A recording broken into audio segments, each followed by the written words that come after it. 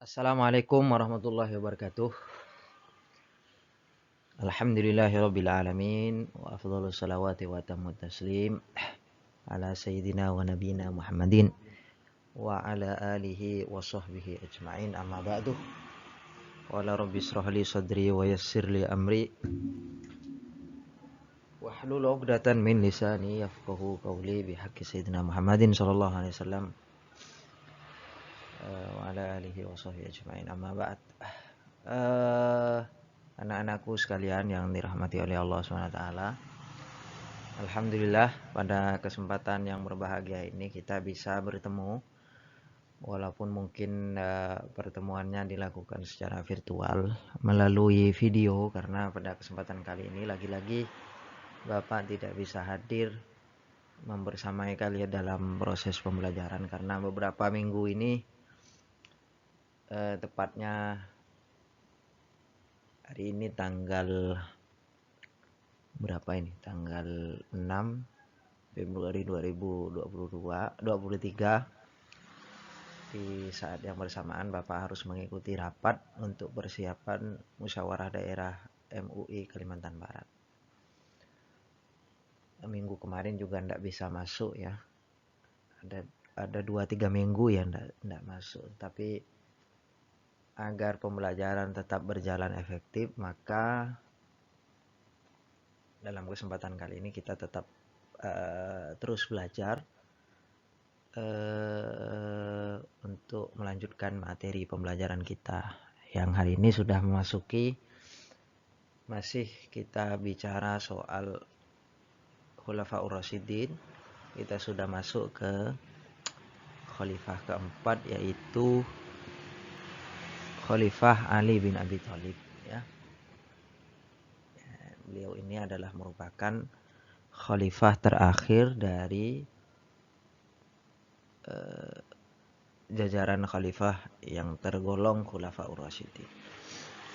Nah, tetapi sebelum itu mari kita awali pembelajaran kita dengan bersama-sama melafadzkan suratul Fatihah. Ala hadhihi niyyah wa ala kulli niyatin shalihah. Al-Fatihah. Alhamdulillah.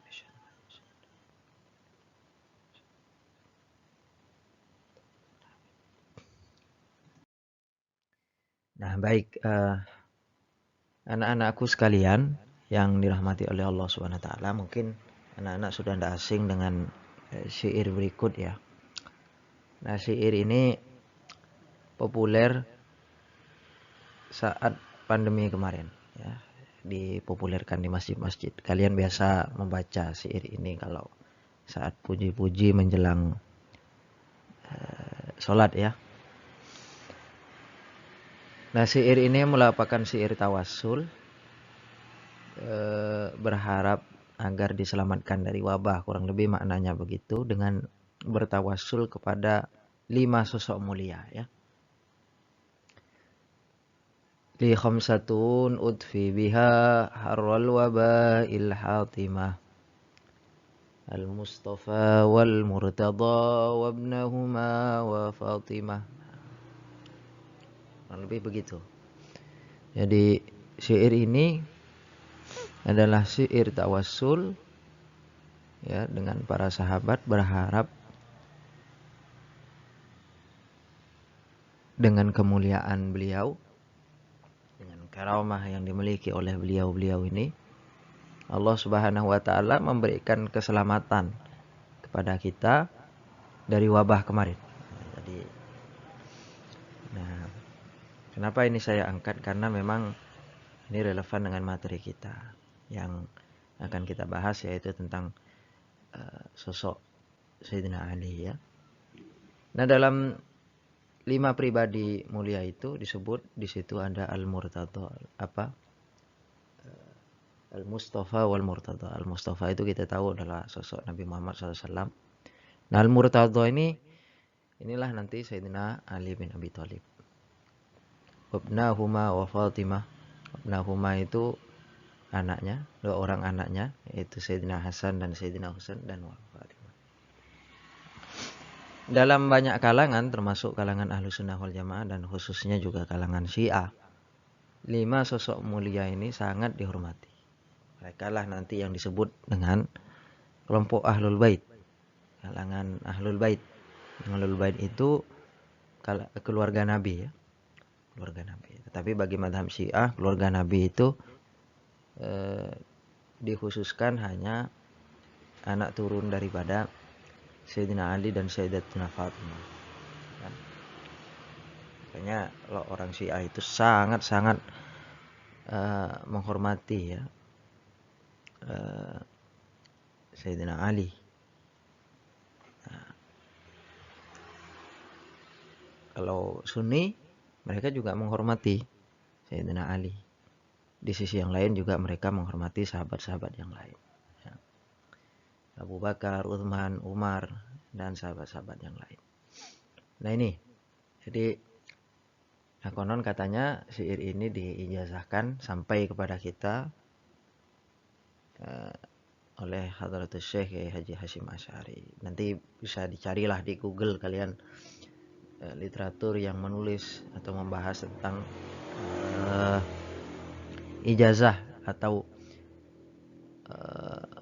syair ini asal usulnya dari mana ya. Ini hanya sekedar pengetahuan saja. Nah, selanjutnya siapa sebenarnya sosok Sayyidina Ali bin Abi Thalib ini ya. Kita tahu bahwasanya Sayyidina Ali bin Abi Thalib ini adalah sepupu ya. Sepupu dari baginda Nabi Shallallahu alaihi wasallam, karena beliau ini putra dari Abu Thalib. Abu Thalib itu paman Nabi ya. Paman dan Nabi yang senantiasa memberikan support, dorongan kepada Nabi saat beliau menyebarkan Islam ya, di periode Mekah bersama Sayyidatina Khadijah. Ya, termasuk sosok yang sangat dicintai oleh Nabi. Maka ketika beliau wafat, bersama dengan wafatnya juga Sayyidatina Khadijah, Nabi Shallallahu alaihi wasallam merasa kehilangan. Karena memang selama awal-awal Islam disebarkan, dakwah Islam, beliau sangat berperan aktif. Beliau Sayyidina Ali ini lahir di 30 tahun setelah tahun gajah. Dan berasal dari Bani Hashim. Sosok Ali ini adalah sosok yang sangat cerdas. Maka ada maqalat mengatakan ana madinatul ilm wa aliyun babuha. Konon hadis ini ya, atau perkataan Nabi ya. Nabi pernah mengatakan salah satu keutamaan Sayyidina Ali itu adalah kalau Nabi itu ibarat kotanya ilmu ya, madinatul ilm. Nah, Ali itu pintunya. Jadi kalau mau masuk ke samudra ilmu itu ya salah satunya adalah melalui Sayyidina Ali. Nah, karena saking cerdas dan cerdiknya beliau ini. Sebenarnya di antara satu kemuliaan Sayyidina Ali. Salamullahi alaihi wa radhiyallahu an. Nah, Sayyidina Ali ini memiliki banyak gelar. Disebut Haidar ya. Abul Hasan atau Abu Turab atau Abul Hasanain ya, bapak dua orang Hasanin ya, Hasan dan Husain, atau disebut Haidar Sina ya, atau disebut Amirul Mukminin karena beliau sebagai seorang khalifah. Nah, di kalangan mazhab Sunni beliau ini dikenal sebagai khalifah keempat Khulafaur Rasyidin ya,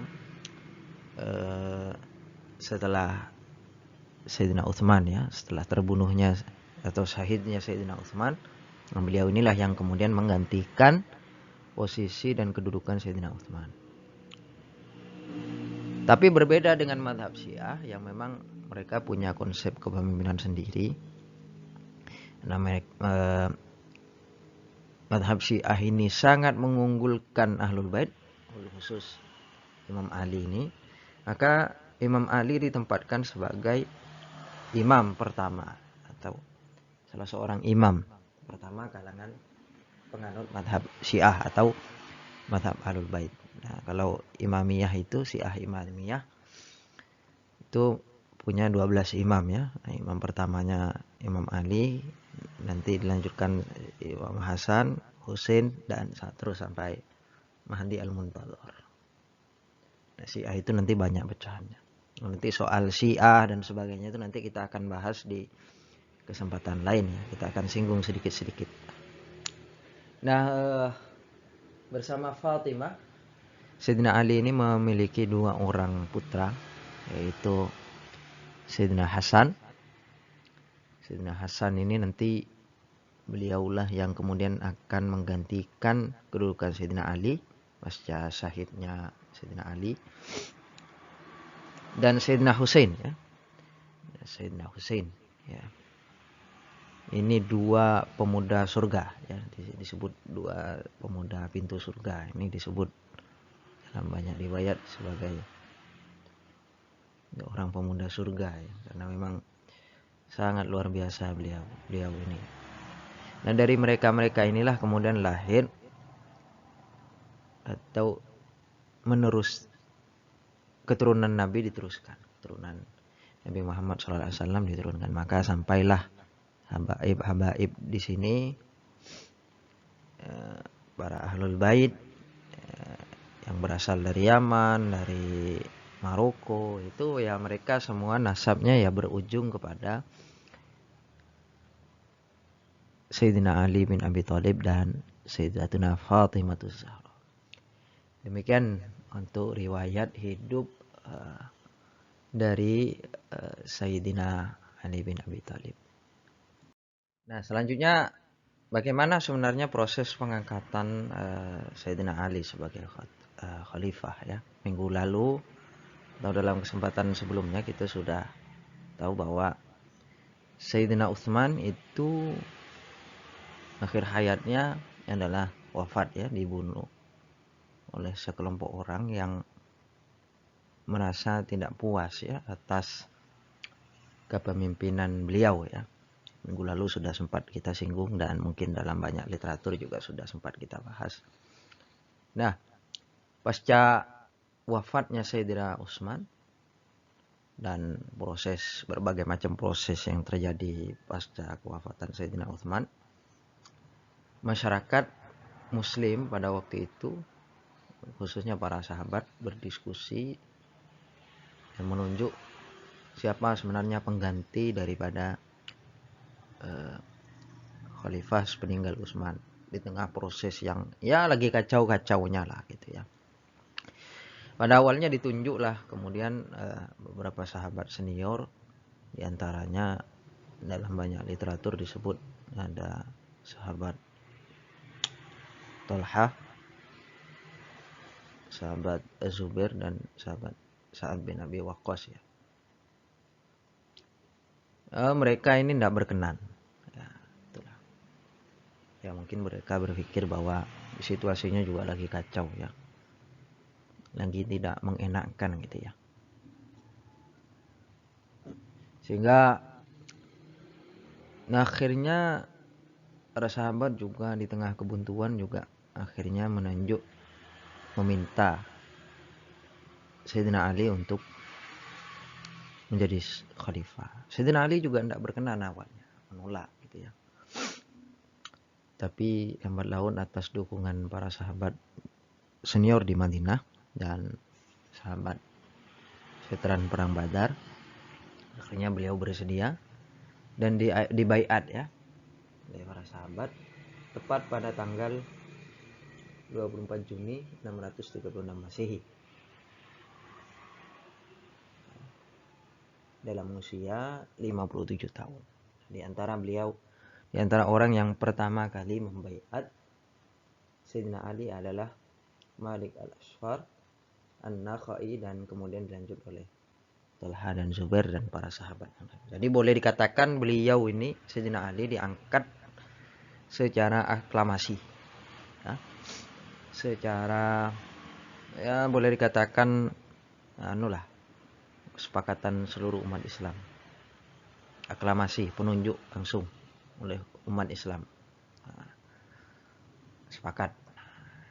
Aklamasi. Beda dengan Sayyidina Utsman kan. Kalau Sayyidina Utsman itu melalui proses apa kemarin? Proses ahlul halil wal aqdi, buat tim sel atau tim formatur. Dari tim formatur itulah nanti menunjuk siapa pengganti khalifah, ditunjuklah Utsman. Nah, ini beda.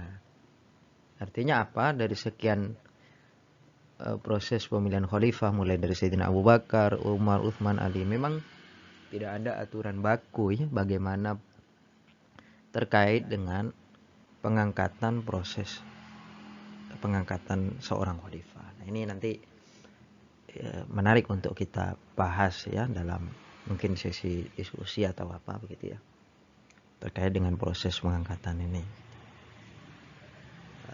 Nah, ini diantara bagaimana proses pengangkatan Ali bin Abi Thalib sebagai seorang khalifah. Nah, nanti selama kurang lebih 4 tahun lebih ya, 4 tahun lebih nanti beliau Sayyidina Ali melakukan berbagai macam terobosan. Karena memang selama kepemimpinan Sayyidina Ali ini situasi politik umat Islam atau situasi dinamika perpolitikan di kalangan umat Islam pada waktu itu sangat pelik ya, apalagi memang kasus syahidnya atau terbunuhnya Sayyidina Utsman itu memang masih cukup menyita perhatian ya. Nanti kita akan bahas pada slide selanjutnya. Nah, selanjutnya bagaimana berbagai kebijakan dan strategi yang dilakukan oleh peristiwa ya yang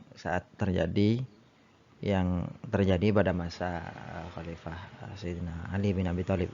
Sebelumnya kita sempat singgung bahwa di masa pemerintahan Sayyidina Ali selama kurang lebih 4 tahun itu terjadi dinamika politik yang sangat luar biasa, yang mana memang cukup menyita waktu.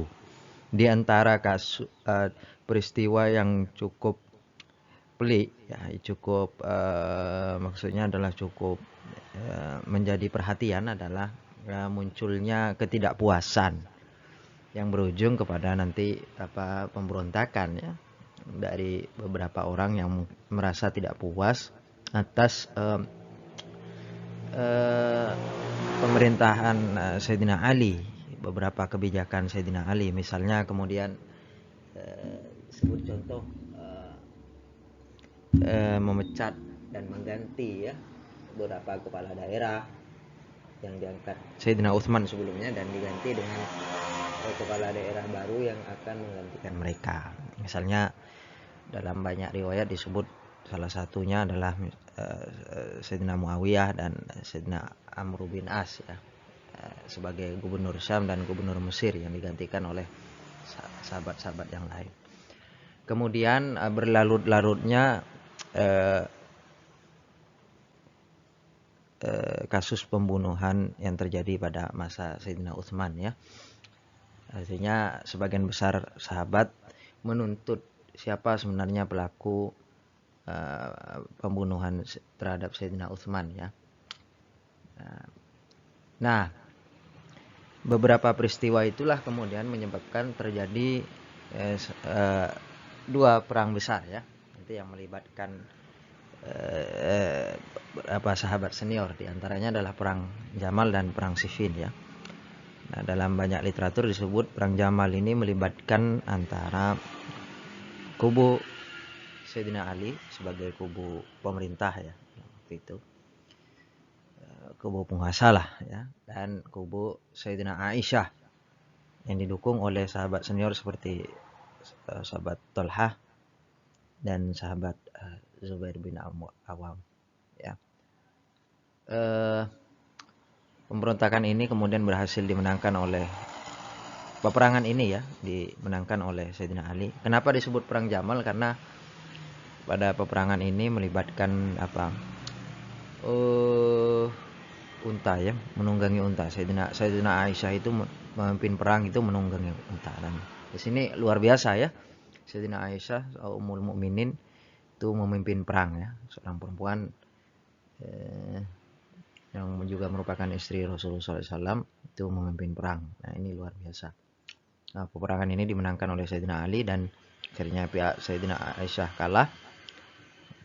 Sayyidina Aisyah akhirnya dikembalikan ke Madinah. Tapi dalam banyak literatur disebut ya Sayyidina Aisyah tetap dihormati ya sebagai Ummahatul Mukminin. Kemudian yang kedua adalah perang Siffin ya. Perang Siffin ini melibatkan antara kubu Sayyidina Ali dan Sayyidina Muawiyah. Sayyidina Ali dan Sayyidina Muawiyah yang ya mana peristiwa ini nanti membawa munculnya nanti apa yang disebut dengan polarisasi di kalangan umat Islam ya. Muncul kelompok-kelompok seperti Khawarij ya, Syiah dan Murji'ah ya. Khawarij nanti ini disebut kelompok yang awalnya berasal dari barisan Sayyidina Ali, tapi kemudian berontak karena tidak puas dengan kesepakatan damai antara Sayyidina Ali dengan Sayyidina Muawiyah sebagai pasca perang Siffin yang disebut dengan peristiwa tahkim itu, yang menganggap bahwa Sayyidina Ali ini sudah berhukum dengan hukum selain Allah SWT. Nah ini Khawarij ya. Nah ini awal dari apa yang disebut dengan fundamentalisme dalam Islam ya. Kelompok-kelompok tekstualis, kelompok-kelompok yang memaknai teks-teks Al-Quran secara zahir. Nah ini kelompok-kelompok Khawarij ini.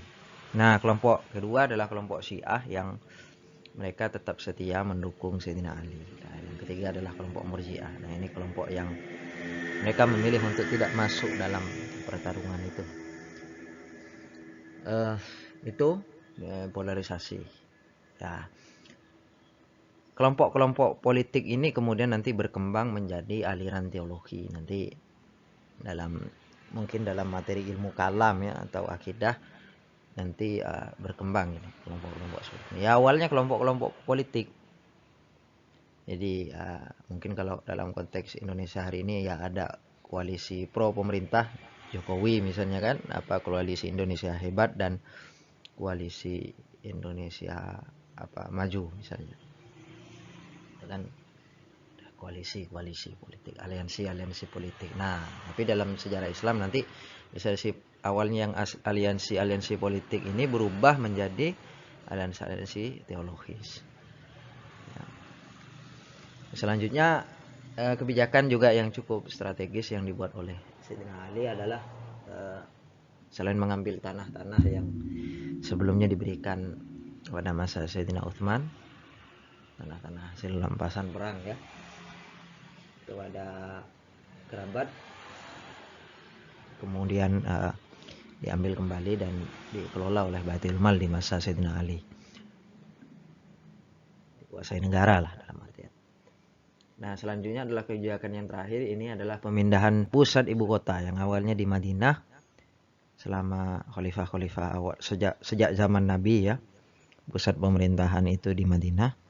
Kemudian di masa Ali ini dipindah ke Kufah. Kufah itu kalau sekarang letaknya di daerah Irak ya, salah satu provinsi di wilayah Irak.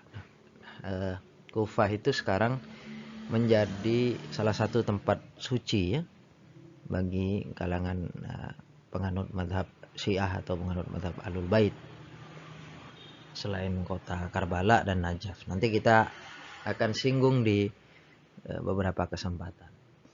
Baik, next selanjutnya. Nah ini akhir hayat Sayyidina Ali. Nah Sayyidina Ali ini akhir hayatnya juga cukup tragis ya. Beliau memerintah kurang lebih selama 4 tahun. Tepatnya adalah 4 tahun 9 bulan. Dan beliau wafat atau syahid pada 17 Ramadan tahun 40 Hijriah akibat dipanah atau ditikam ya oleh seorang Khawarij ini bernama Abdurrahman bin Muljam. Ini seorang Khawarij tadi. Seorang Khawarij yang merencanakan pembunuhan terhadap pihak-pihak yang ikut dalam perundingan tahkim ya. Yang berhasil itu ya Sayyidina Ali ini. Berhasil ditikam ya. Pada saat sholat subuh. Nah, ini luar biasa. Ini peristiwa bersejarah nih yang harus juga kalian ketahui bahwa memang dalam ya dinamika politik memang kadang-kadang tidak mengenal kemanusiaan ya. Tidak mengenal kemanusiaan. Ini sangat luar biasa. Nah, pasca pembunuhan itu kemudian kekuasaan pemerintahan kekhalifahan Islam era Khulafaur Rasyidin digantikan oleh Sayyidina Hasan bin Ali putranya yang berkuasa dalam hitungan bulan ya dalam sejarahnya nanti.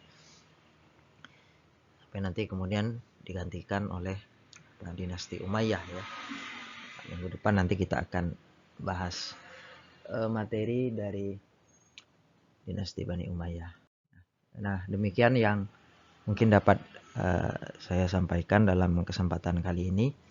Mudah-mudahan apa yang kita pelajari ya, dinamika pemerintahan atau strategi pemerintahan pada masa Khalifah Ali bin Abi Thalib ini bisa membawa kita pada satu pesan bahwa memang dalam proses dinamika politik itu memang kadang ya tidak mengenal kemanusiaan lah gitu ya. Siapa yang tidak kenal mungkin Sayyidina Ali,